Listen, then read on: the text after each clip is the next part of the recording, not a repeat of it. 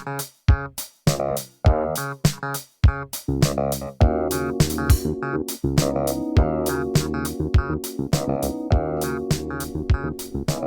o Filoi. I'm Fletcher from amindforlanguage.com, and you're listening to Greeking Out, a podcast for ancient and Koine Greek learners full of tools, tips, and possibly tirades on learning Greek using comprehension-based methods.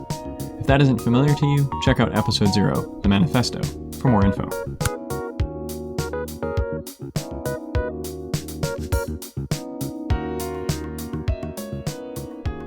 In this episode, I want to talk about something that's related to language learning, but not directly like technique and things like that. But I think it's super important for us to understand and will really help us as learners of any language, but especially of ancient languages and what are often considered difficult languages, and that's dopamine.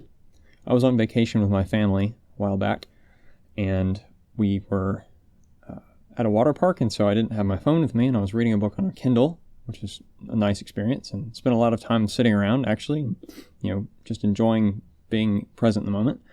Well, the book I was reading was called Dopamine Nation, which I can recommend with a few reservations, but it's a great book, targeted at a non-academic audience, explaining basically how dopamine works in the brain.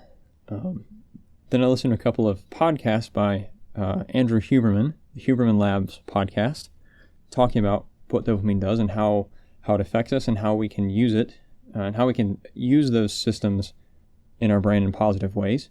And as I've thought about this, I've realized this has some really great implications for us as language learners. So to steal the way Andrew Huberman explains it, imagine your brain is like a wave pool. When you experience a stimulus as something we desire or we want to do, want to have, want to feel, eat, etc., that spikes dopamine in our brain in anticipation of some reward, right? Well, anytime there's a spike in dopamine, there's a corresponding dip, just like with a wave in water. You have the wave mounds up and there's a lower trough behind that wave, behind that crest. And that dip is actually below the baseline of where the water would be if it was calm, right? So you have a spike and you have an equal and opposite dip behind it. And when we're in that dip, so after we come down off that spike and enter that dip, we feel what psychologists would call pain, not necessarily physical, but it could be motivation or some kind of discomfort, some kind of psychological discomfort that pushes us, motivates us to then seek for the thing that we want. And then when we get the thing we want, we often experience another dopamine spike. Sometimes it just brings us back up to normal. If the thing was satisfying, but okay. If it was really awesome, we get another dopamine spike, which can then has its following trough and can put us back into craving or desire motivation again. And if something's not what we want, it wasn't satisfying, then often we actually find ourselves staying in that craving state. And that's how it works. In general, the process from initial desire to motivation to seek something and then reward when we actually get the thing we're going for. What's interesting is that if we experience lots of high spikes of dopamine, we have these really big dips, a lot more pain, desire to, and which we experience as the desire to get the thing we want or get out of the feeling of discomfort. If we happen a lot, it can actually lower our baseline dopamine levels, which can feed into some feelings of depression, anxiety, things like that. But the brain doesn't just do that. It also tracks how difficult and how much time and effort it takes to get from the initial stimulus to the reward. If that's really short and the reward is really high, our brain is like, this is awesome. This is why illegal drugs can be addictive, and prescription drugs that are we might be given for pain, because they cause large dopamine spikes and they cause it very easily. You pop a pill, you take a shot, and you immediately have this big spike of dopamine in your brain. And what your brain says is, oh, desire to reward was very fast and very easy. This is great. We should focus on this. Well, what that does is it can train your brain to basically be keyed into instant gratification. And so we can lose the ability to focus, because again, when we are in those troughs, after the initial dopamine spike, we're in those troughs, that we can experience that as edginess or being fidgety, or the desire essentially the desire to get out of the trough. That's what motivates us to then seek the reward, right? Well, if that happens a lot and those dips are really deep, that can make us edgy and fidgety. And it just so happens that things such as cell phones, the notification system that we get, are wired to play off of this. We get a notification, and that kind of spikes that initial spike in dopamine, the desire to know, hey, what was that notification? Maybe it was something cool, an email, or, a message from a friend, or, the latest controversial news on whatever, or a new video or something. There's that draw of novelties, there's this spike, and then we find ourselves in a dip, and that pushes us to want to get the phone and open it up and see what the notification was all about, right?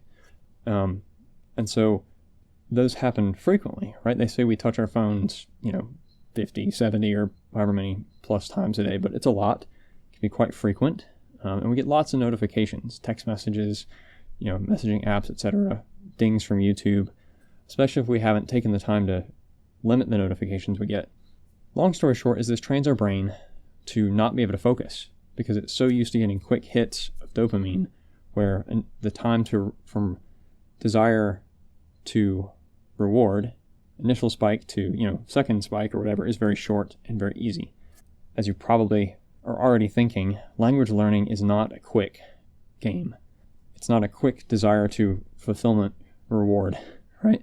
It takes a lot of effort, it takes a lot of focus, it takes a lot of time to learn a language to any kind of level of fluency. So if we're constantly exposing ourselves to an environment where we're letting our phones, computers, tablets, whatever, constantly ding and cause us to wonder, hey, what if spike dopamine and we quickly fulfill that, we're training ourselves to not be able to focus. We're undermining our ability to learn language, to put in the work it takes to learn a language, especially an ancient language, especially when it's difficult. So I think this is really important. So the takeaway, the application there is, how do we limit these things? How do we train ourselves to be able to focus again?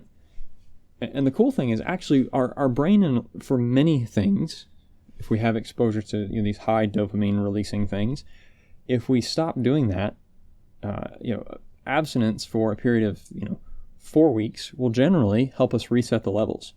So the brain kind of goes back to normal, the way it would have been. So if you say, hey, I'm going to turn off notifications or set to deliver silently, I'm going to change how I engage with these things. After a couple of weeks, you actually will probably start to feel calmer, potentially happier. Because again, like you get a bunch of these spikes in dopamine and deep troughs, it actually can lower the baseline of dopamine in our brain. So if that's the case, then we actually might feel not only able to focus more, but just generally happier after a period of 4 weeks, which is pretty cool. Not to mention, probably feel happy as a result of seeing progress in language learning, which would be fulfilling as well. So that's really interesting. We need to think critically about how do we let our technology shape us, and then also, again, in language learning, what tools do we choose to use?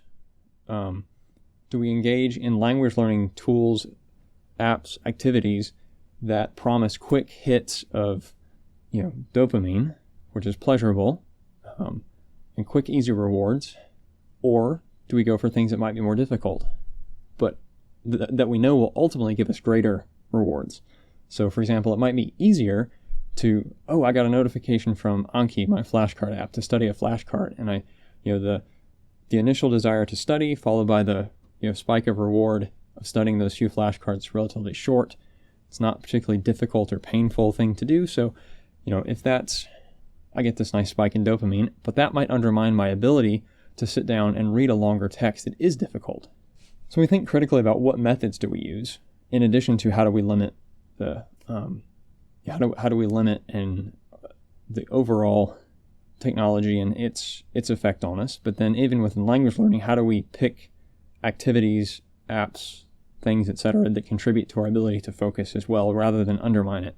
Here's the other really interesting thing that Dr. Huberman talked about in his podcast episode on like procrastination and dopamine and motivation and things. Remember that we experience this initial spike in dopamine followed by a trough, and that trough is some kind of, discomfort. It could be lack of motivation. Our dopamine levels are lower. So we're trying to do something, but we're not feeling motivated, right? So then we might want to do something else that's less painful, which would get us out of that slump, right? But what's interesting is we can then do something else that's more painful than the thing we want to do. So for example, let's play this out. Say our goal is to sit down and read a chapter of, the Greek New Testament or the Septuagint or Plato or, whatever you're working through, a book of the Iliad and Odyssey, whatever, that would be difficult, would require us to draw on reserves of focus and things. And we just can't get motivated to get started, or we start and it's hard and we want to quit. What he says is that if we have another activity that's even more painful, what that can do is in some cases, the deeper the spike and the deeper the dip, the faster we can get out of it. So what you can do is you can take an activity that's more painful than reading a chapter of the Iliad, go do that for a few minutes, and then after you get done with that, it will have probably brought your dopamine levels up to baseline more quickly. The cool thing is actually whenever we're in a trough, if we just wait, our brain will naturally come back up to baseline, assuming everything's functioning, you have a healthy brain, there's no actual medical conditions, etc. So if we just can sit in the discomfort for a while and we don't then pursue something else that spikes dopamine, we'll actually level out and come back to our baseline levels, which is cool. But if we're not feeling motivated, back in that situation, if we simply stop, if we do something that's more painful, and by painful, it doesn't mean physical pain, so you wouldn't want to do something like, we're not talking about anything that would bring actual damage or harm to ourselves. But for example, taking a cold shower. That's probably more painful than sitting down and reading a book in the Iliad for most people. And so we would, a really cold shower, we would experience that as physical discomfort that would kind of override the discomfort of the lack of motivation to read the Iliad, for example. And so then what happens is, once we're done with the cold shower, our dopamine levels have come back up and we have new reserves to draw on. And I'm probably not explaining it as well as Andrew Huberman does in his podcast on this episode. So I challenge you to go look at those. But I just thought that was really interesting and really practical for us. So he recommends have a list of activities that we find to be safe, not actually causing harm, but, psychologically painful, that we can use when we're feeling not motivated. So like for me, maybe that is actually a cold shower, or maybe it's doing the dishes, or, whatever. Go do that for a little bit, and then that rebuilds the dopamine level, brings dopamine back to baseline, which should give us the ability to then go back to the difficult thing with fresh reserves that we can apply in it, which is pretty cool. So I hope that's helpful. Again, key takeaways: think critically about how does technology play? How is our technology playing on our brain's dopamine systems to either support or undermine our ability to focus and do hard things? And then how are the activities we're choosing to engage in language learning supporting or undermining our ability to play the long game that is learning a language to a degree of competency? And then thirdly, when we're feeling a lack of motivation, what is something that's difficult, to use that phrase, difficult for us, more difficult than what we're currently doing, that we can engage in for a short period to reset our motivation levels so that we have the reserves to do the important and difficult activity that is language learning. And maybe an example, say we're trying to read, maybe it's actually memorizing paradigms. It is not a particularly useful language learning activity, but maybe that's more painful, more difficult, harder than sitting down and reading a chapter. So when we're not feeling motivated to finish reading the chapter, maybe we try to memorize a paradigm, and then we can go back to reading the chapter and be like, this is easy now, because I've just been doing something that was much harder. Or maybe it's trying to create mnemonic stories to memorize vocab, or building memory palaces for vocabulary, or something like that. Or reading a grammar textbook. The point of the hard activity is not actually to do it necessarily. And it doesn't even have to be a language-related activity. Like I said, take a cold shower, do the dishes, whatever. The whole point is to reset the dopamine level so you can have the reserves back at zero, so you can go back to the more important activity that you were initially sort of procrastinating or not energized to do. So again, how are we letting technology support or undermine our ability to focus and do hard things? How is our choices in language learning, techniques, methodologies, whatever, supporting or undermining that? And what are some things we can do that are difficult for us, or more difficult than the thing we want to do when we're trying to learn a language, to build reserves of motivation so we can accomplish the task that will actually get us to fluency. So hope that's helpful. Highly recommend Andrew Huberman's Huberman Lab podcast. I've only listened to a few episodes about dopamine, and they're long episodes, but they're great. And he's an entertaining person to listen to, so highly recommend that. And I hope this was helpful. Intro and outro music is Funky Thanksgiving by Admiral Bob, used with gratitude under a Creative Commons 3.0 attribution license. The track can be found at dig.ccmixer.org.